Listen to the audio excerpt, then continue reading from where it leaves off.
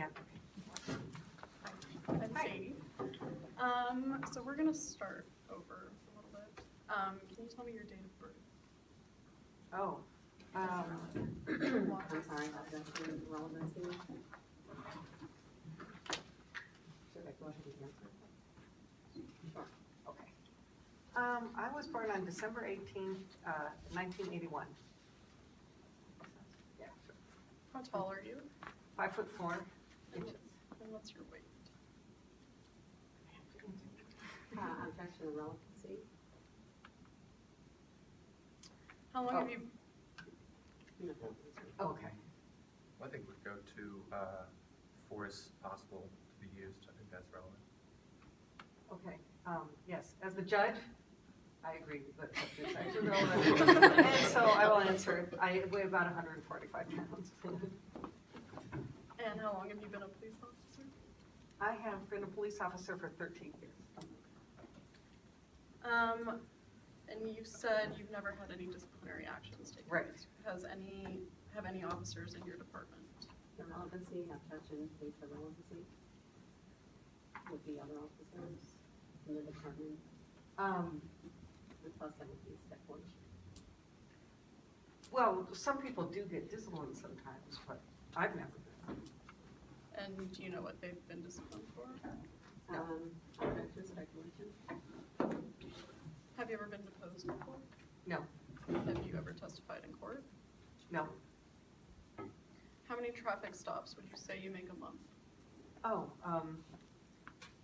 let's see, so I usually work about, let's say, 20 shifts a month, maybe 10 traffic stops, so probably like 200 a month.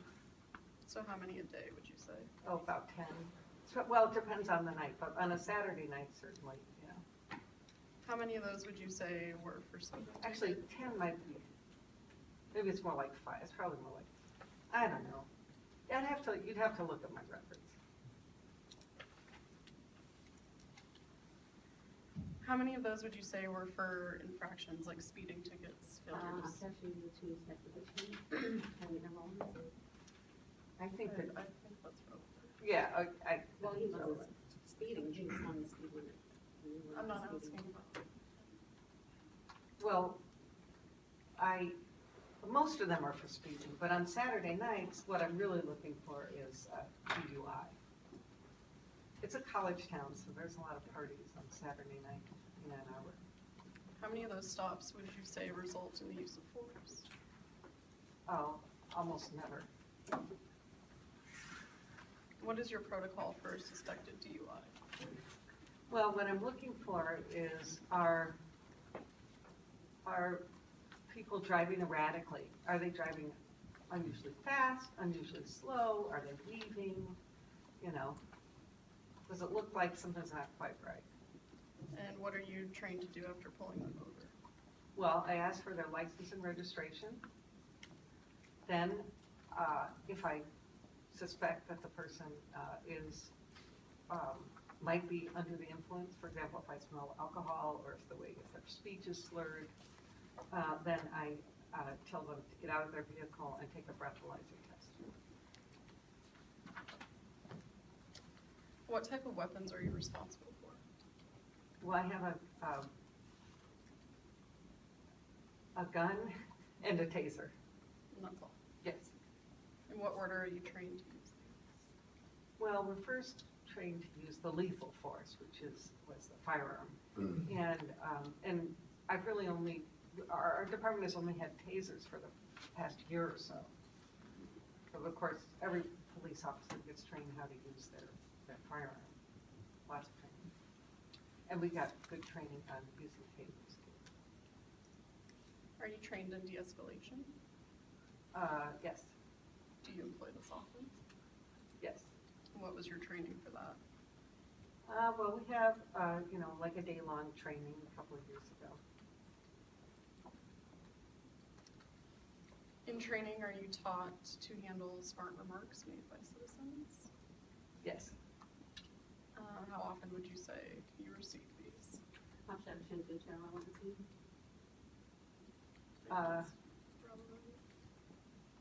Go ahead, I'll go ahead and answer. How often? Pretty often. Did I mention Ann Arbor is a college town? Would you say it's mostly from men or women? Mostly men, mostly guys. And how do you normally handle these situations? I usually just ignore them. Have you ever been involved in a physical altercation with a suspect? No,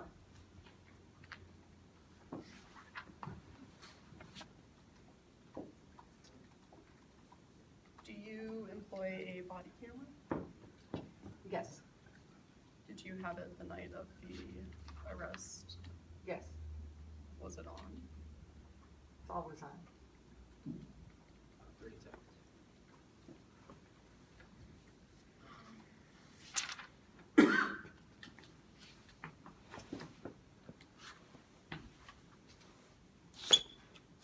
Have you ever been in a situation involving a gun? I don't know what you mean. Has a suspect ever had a gun that you pulled over? Yes,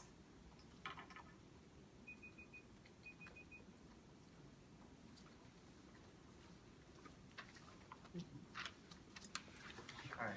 good. Go ahead and switch places, please. So we can see each other. Good afternoon, or morning, I suppose. Yes, My name is Owen. I'll be continuing on with the questioning. okay. So you said that you have been in a situation where a suspect has had a gun. Yes. All right. Have you ever been in a shootout before? What do you mean by a shootout? Has somebody ever used their gun against you? Objection, teacher, relevancy. I think that's fairly relevant. It goes to her matter of using lethal force, intermediary force, her disregard to use her gun and when going for her taser. Well, allow the judge to respond. Yes, I agree that it's relevant.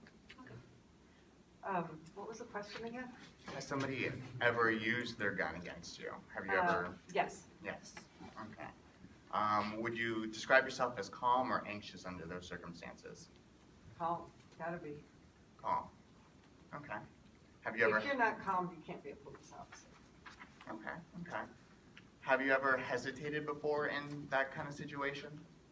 Hesitated, I don't know what you mean. You said that you were calm. Have you ever been stressed out? Have you had like a shot or something and you hadn't taken it? Have you ever? You mean have I ever made a mistake? I suppose so. Sure. Objection due to speculation. Well, she would know whether or not she made a mistake. Zero speculation. Nobody's perfect. Sure. Have you ever been shot before? No. No. Okay.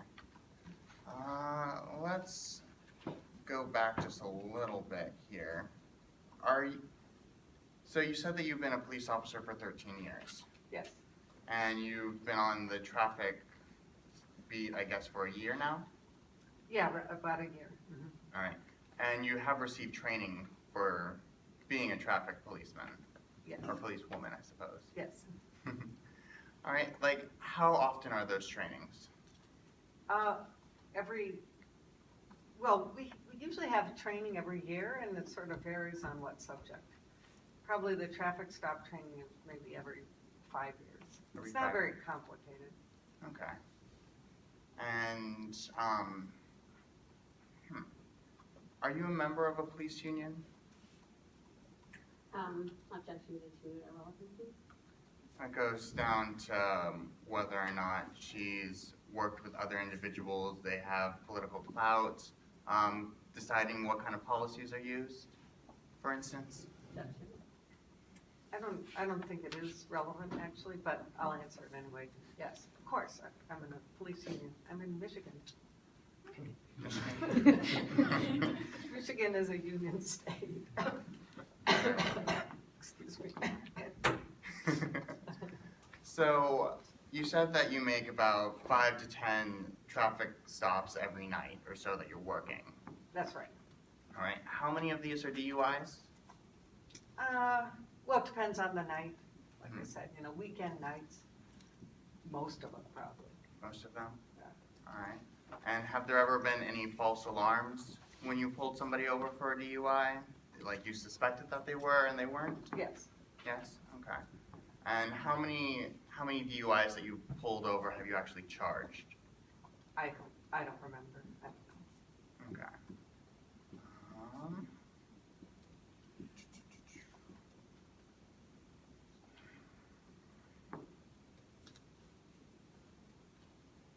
Apologies. My co-counsels have asked quite a bit of questions.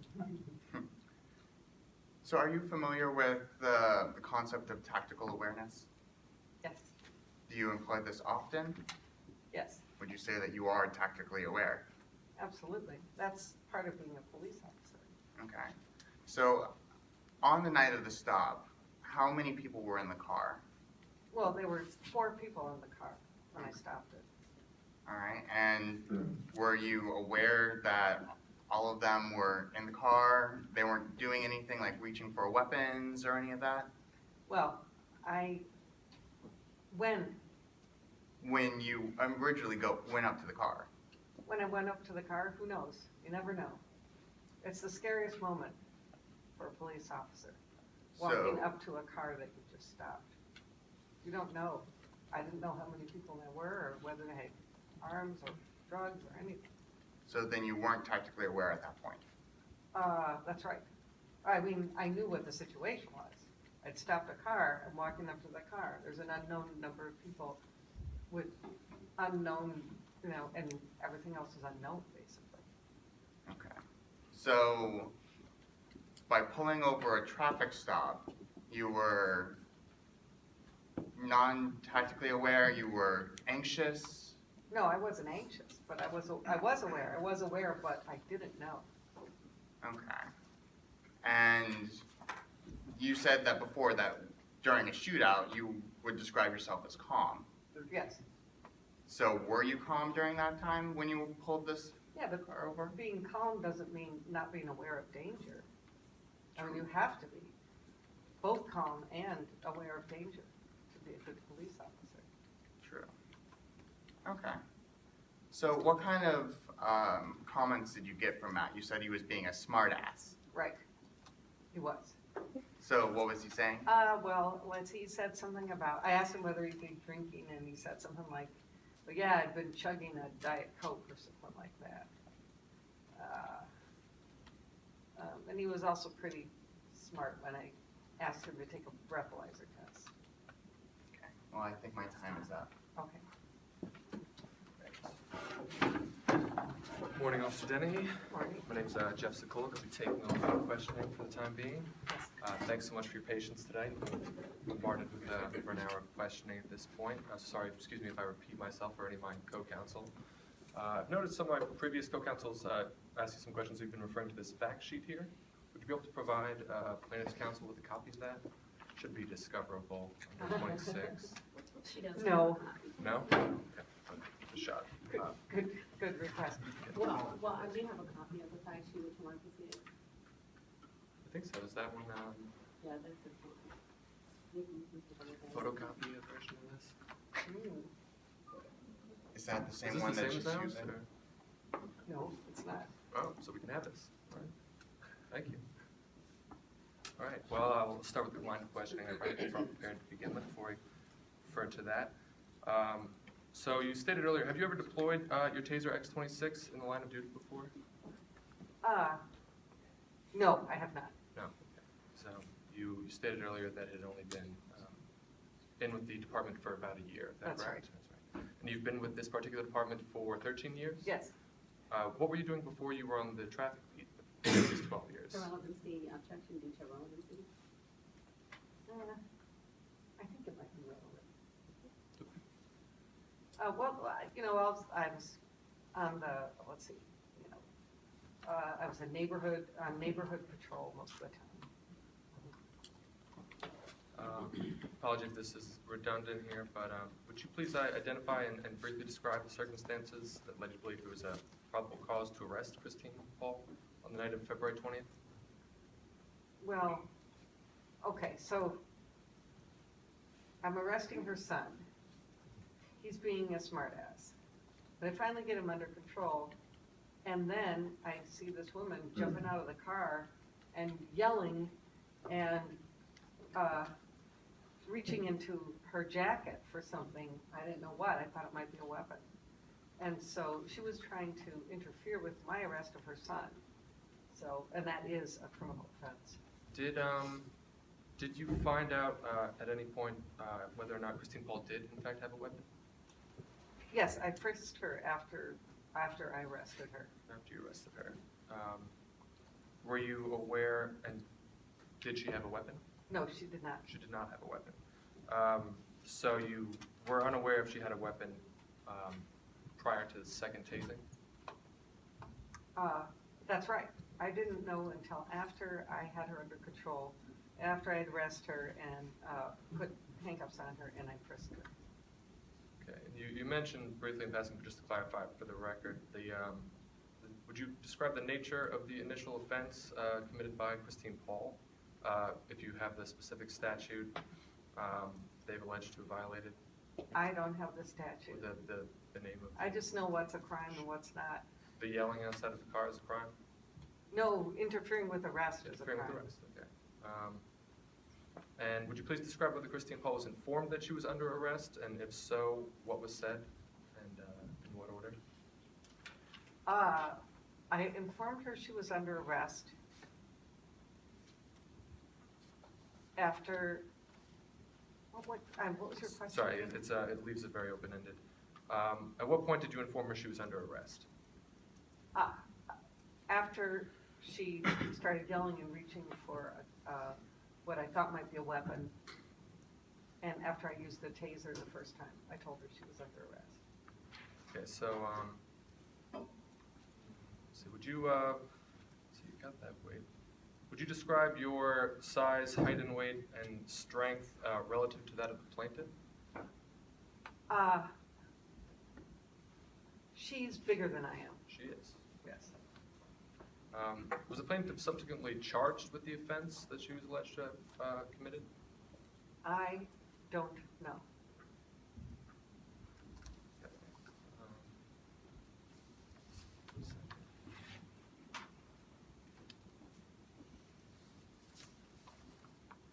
A lot of these have been asked.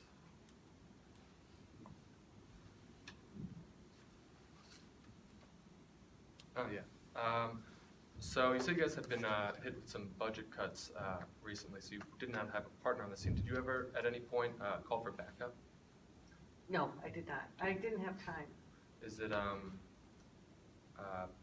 standard protocol when you're making 2 arrests at once to call for backup? I mean, the standard protocol is to call for backup when I need other people to help me get the situation under control. Did you feel Matt was under control at the time that you started addressing Christine Paul? I would say he was mostly under control, but because he was handcuffed, but he still had, his legs were free, he was not in the car. He could have ran away or he could have ran towards me. You mentioned the 2 persons in the back of the vehicle as part of your reasoning for establishing a threat from Christine Paul. Yes. Did they at any point step outside of the car? No, they didn't. They did not. Did you have any, you said you think they might have been women, but you weren't even, did you acknowledge them upon your first encounter with the car? Well, I looked into the car when I first talked to Matt O'Donnell. I looked, that's part of, the tactical, making sure I know what's going on. So I did look in, I did see them. I saw Ms. Paul when I looked into the car the first time.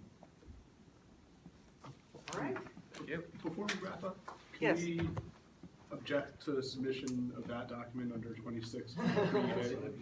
Yeah, I think we better That's take fair. it out.